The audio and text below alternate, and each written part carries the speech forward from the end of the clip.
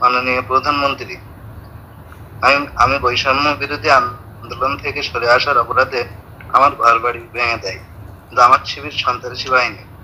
Honours দ্বিতীয় বর্ষ পরীক্ষায় আমি অংশগ্রহণ করতে পারিনি। আপনি আপনি ছিলেন আমাদের একমাত্র আস্থার জায়গা। আমরা ভুল করে ফেলেছি, আমাদেরকে মাফ করে দেন। আপনি আমাদেরকে উদ্ধার করেন। এবং এখন মাননীয় প্রধানমন্ত্রী, আসসালামু আলাইকুম। আমার নাম সামিয়া আক্তার, আমি পাইলট স্কুল অ্যান্ড গার্লস কলেজে পড়ি। আমি স্বীকার করছি আমি আপনার বিরুদ্ধে আন্দোলন করেছি, রাস্তায় দিয়েছি। আমি সত্যি খুব অনুতপ্ত এবং লজ্জিত। আমরা একটি ষড়যন্ত্রের শিকার হয়েছি। আমরা জানতাম না আন্দোলনের পিছে কি ছিল বা কাদের উদ্দেশ্য ছিল।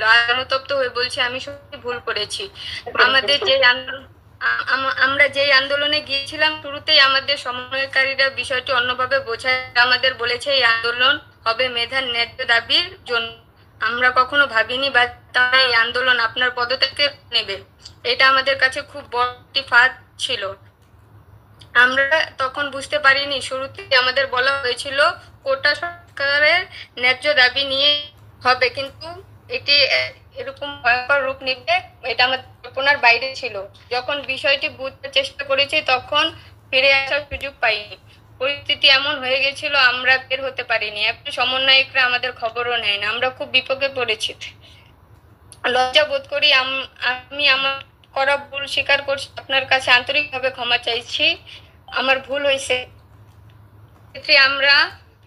আমি এখন ভালো নেই, আমাদের জীবনে কোনো নিরাপত্তা নেই। আপনি ছিলেন, আমরা সাহস পেতাম, শান্তি পেতাম। আজ আপনি নেই বলে আমরা অনিশ্চয়তায় আছি।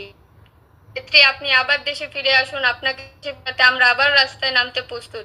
আপনার কাছে আমারটাই চাইবো, আপনি যেন খুব তাড়াতাড়ি দেশে ফিরে আসেন। আমরা এখন ভালো নেই, আমাদের জীবনে কোনো নিরাপত্তা নেই। আসসালামু আলাইকুম। হ্যাঁ, ওয়ালাইকুম আসসালাম। তোমার নাম কি বলো? রাগিব হাসান। আচ্ছা আচ্ছা, ঠিক আছে, ধন্যবাদ। বলো। মাননীয় প্রধানমন্ত্রী, সর্বপ্রথম আমি কোটা বিরোধী আন্দোলনের সাথে সরাসরি অংশগ্রহণ করি।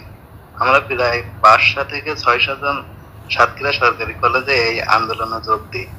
কিন্তু পরে যখন দেখলাম এটা দেশবিরোধী ষড়যন্ত্র, তখন আমি আন্দোলন থেকে সরে আসি এবং আমার বন্ধুদের অনুরোধ করি তারা যেন এই আন্দোলন আর কন্টিনিউ না করে। আমার কিছু বন্ধু আমার অনুরোধ রেখেছিল, কিন্তু বেশিরভাগ বন্ধু আমার কথা বিশ্বাস করেনি। মাননীয় প্রধানমন্ত্রী, আমি বৈষম্য বিরোধী আন্দোলন থেকে সরে আসার অপরাধে আমার ঘরবাড়ি ভেঙে দেয় জামাত শিবির সন্ত্রাসী বাহিনী। অনার্স দ্বিতীয় বর্ষ পরীক্ষায় আমি অংশগ্রহণ করতে পারিনি। আমি আমার ভুলের জন্য ক্ষমা চাই আপনার কাছে। আপনি আমাকে ক্ষমা করে দিবেন প্লিজ। আমি জানি না যে হোয়াট হ্যাপেন টু মি এতটা ভয়ঙ্কর ছিল আমার মতন, মানে আর বাকিদের কথা আর কি বলবো। আর যারা আন্দোলনের নামছে পিএম এক পয়েন্টে একদমই এভিডেন্ট যে হচ্ছে হু দে ওয়ার বা হু দে আর, মানে হোয়াট দে আর ডুইং। আমি হচ্ছে পুরাই আমি মেন্টালি হচ্ছে প্রায় 1.5 সপ্তাহ মতো একদমই হচ্ছে ব্রোকেন ছিলাম 5th অগস্টের পর। বিশেষ করে 5th অগস্টে 32 নম্বর 15 দেখে আমার হোল ফ্যামিলি, মানে আমি জাস্ট ট্রমাটাইজড। আমি পুরো রাত্রে বুকে হাত আসলে কান্না করছি যে হোয়াট আই হ্যাভ ডান। মানে ওদের ভয়ঙ্কর ম্যানিপুলেটিভ গেম, সোশ্যাল মিডিয়াতে কি ভয়ঙ্কর একটা গ্যাম্বল হচ্ছে চলছে গেম। আমি খুবই গিলটি পেয়ে আমি মানে আলহামদুলিল্লাহ যে হচ্ছে আই টার্ন মাইসেলফ ব্যাক। হচ্ছে বাঙালি জাতীয়তাবাদে তো বিশ্বাস করি, এই ধরনের একটা ফ্যামিলি ব্লাড লাইন থেকে বিলং করি। এইটাই হচ্ছে আমার জন্য মানে আই এম ব্লেসড যে আমি বুঝতে পারছি। মাননীয় প্রধানমন্ত্রী, আসসালামু আলাইকুম। আমি রাজশাহী থেকে জান্নাত ফেরদৌস প্রিয়া বলছিলাম।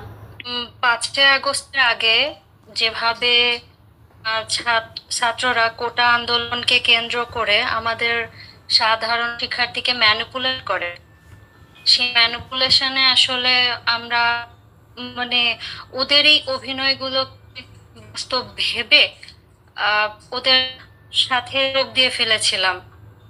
এবং যে মুহূর্তে ওরা মেট্রো রেলে আগুন দিল তখন থেকে বোঝা শুরু করে ফেলেছিলাম যে এটা আসলে সাধারণ শিক্ষার্থীদের ভিতরে কোনো বিষয় নাই। কিন্তু ততক্ষণ অলরেডি অনেকটা দেরি হয়ে গিয়েছিল যে ওখান থেকে ফুট করার মতো কোনো রাস্তা ছিল না। তারপরে শুরু হয়ে গেছে এখন এক ধ্বংসযজ্ঞ। বিশেষ করে মেয়েদের তো এখন কোথাও কোনো জায়গা নাই। আপনি আপনি ছিলেন আমাদের একমাত্র আস্থার জায়গা।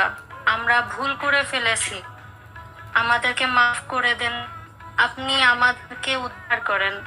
এবং এখন নতুন করে একটা কথা ছড়াচ্ছে যে আওয়ামী লীগ এখন যদি ফেরত আসে তাহলে আমরা যারা সাধারণ শিক্ষার্থীরা এই ম্যানিপুলেশনের শিকার হয়েছিলাম তাদেরকে নাকি আওয়ামী লীগ ছাড়বে না কোনোভাবেই। সর্বোপরি মাননীয় প্রধানমন্ত্রী, আপনি ভালো থাকবেন, সুস্থ থাকবেন, আপনার সুস্থতা কামনা করি এবং আপনি আমাদের মাঝে ফেরত আসুন। ছাড়া আমাদেরকে ভালো রাখার মতো এবং আমাদেরকে বুঝে ক্ষমা করে আমাদেরকে আপন করে নিন মাননীয় প্রধানমন্ত্রী। অরিন, তোমাকে এটুকু বলবো যে দেখো, আমার কারোর প্রতি কোনো অভিযোগ নেই, ক্ষোভও নেই, তবে কষ্ট পেয়েছি আমি, এটা ঠিক। কারণ আমি দিন রাত অক্লান্ত পরিশ্রম করে দেশটাকে গড়ে তুলেছিলাম, উন্নতি করেছিলাম। 2009 সাল থেকে 2024 সাল পর্যন্ত দেশে শান্তি নিরাপত্তা নিশ্চিত করেছিলাম। কিন্তু তারপর যখন আন্দোলন এবং মিথ্যা অপবাদ দেওয়া হলো, এটা সত্যি খুব কষ্টের ছিল। আমি কিন্তু কখনো মানুষ খুন করিনি বা আমি নির্দেশও দিইনি। এবং যে সকল হত্যাকাণ্ড ঘটেছে প্রথম যখন ঘটলো, আমি সঙ্গে সঙ্গে কিন্তু জুডিশিয়াল ইনকোয়ারি কমিশন করে দিয়েছিলাম, কারণ আমার সন্দেহ ছিল যে এই লাশ ইচ্ছা করে ফেলা হয়েছে এবং এটাই ছিল যে লাশ ফেলে সরকার পড়বে, তা আর যেন মায়ের কোল খালি না হয় সেই জন্য আমি সরে এসেছিলাম। কিন্তু জানতাম যে একসময় হয়তো সবাই ভুল বুঝবে। আজকে তোমরা যারা, তোমাদেরকে যে বিভ্রান্ত করা হয়েছিল, যারা ভুল করে গিয়েছিলে, আমি তাদের শাস্তি দেবো, আমি তো ওভাবে শাস্তি দেওয়ার লোক না। আমার যথেষ্ট সহনশীলতা আছে এবং আমি বুঝতে পারি। আর তোমরা তো ছোট্ট বাচ্চা, শিশু, তোমাদের অবশ্যই ভুল হওয়াটা খুব স্বাভাবিক। কাজে যারা মনে করে আর যারা এই মিথ্যা অপবাদ করে, এরাই একসময় তোমাদেরকে ভুল বুঝিয়েছিল, আবার এখন আবার ভুল বোঝাতে চেষ্টা করে। আমি কারোর প্রতি কখনো প্রতিশোধ নেই না, আমার প্রতিশোধ নেবার প্রবণতাও নেই। আমি সবসময় ক্ষমা সুন্দর চোখেই দেখি। তবে হ্যাঁ, তোমাদেরকে যারা প্ররোচিত করেছে, তোমাকে যারা বিভ্রান্ত করেছে, তোমাদের মতো এরকম কোমলমত্রী শিক্ষার্থী, অনেক কোমলমত্রী শিক্ষার্থীরা বুঝতে পারেনি। হ্যাঁ, এটা তোমাদের বয়স, কোনো একটা এই ধরনের ঘটনা হলে সেটাকে একটু অনুভবে দেখবে, সেটাই ছিল। তোমাদের একটা রোমাঞ্চ এসে গিয়েছিল এটার উপরে, সেই জন্যে মানে এটাই এক ধরনের রোমাঞ্চ যে আমরা একটা কিছু করে ফেলবো। কিন্তু এটা যে একটা ভুল পথ ছিল, সেটা যে আজকে বুঝতে পেরেছ, সেটাই হচ্ছে সবচেয়ে বড় কথা।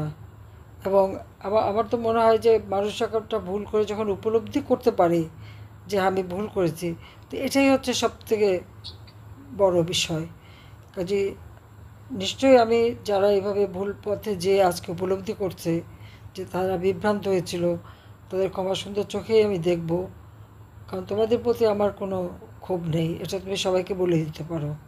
তবে যাদের কারণে এই দেশের সর্বনাশটা হলো, তাদের ছাড় দেওয়া এটা তোমরাই দেবে না, আমি জানি, কেউই ছাড় দেবে না। যে দেশের এই ধ্বংসযজ্ঞ করা আর মিথ্যা অপবাদ দেওয়া, কত মায়ের কোল খালি হয়েছে আজকে, কত শিশু পিতৃহারা মাতৃহারা, কত মা বাবা সন্তান হারা, কত সন্তান আজকে পথে বসে আছে, সেটি সব থেকে দুঃখজনক। দেশের মান সম্মানটা আজকে কোথায় চলে গেছে। আমার বিরুদ্ধে তো আমার ছোটো বোন, 5টা ছেলে মেয়ে মিথ্যা মামলা টামলা দিয়ে টাকা পয়সা খরচ করে বিভ্রান্ত করে এআই দিয়ে আমাদের বক্তব্য দিয়ে নানাভাবে হয়রানি করার চেষ্টা করছে। কিন্তু আমি জানি সত্যের জয় হবে আমাদের জন্য, আমরা কোনো অন্যায় করিনি। কিন্তু যারা এই দেশটাকে ধ্বংসের দিকে নিয়ে গেল, তাদের ক্ষমা করো না তোমরা, আমি এটুকুই বলবো। কিন্তু তোমাদেরকে বলে দিও যে তোমরা যারা আজকে উপলব্ধি করেছো, নিশ্চয়ই তোমাদের প্রতি আমার কোনো ক্ষোভ নেই।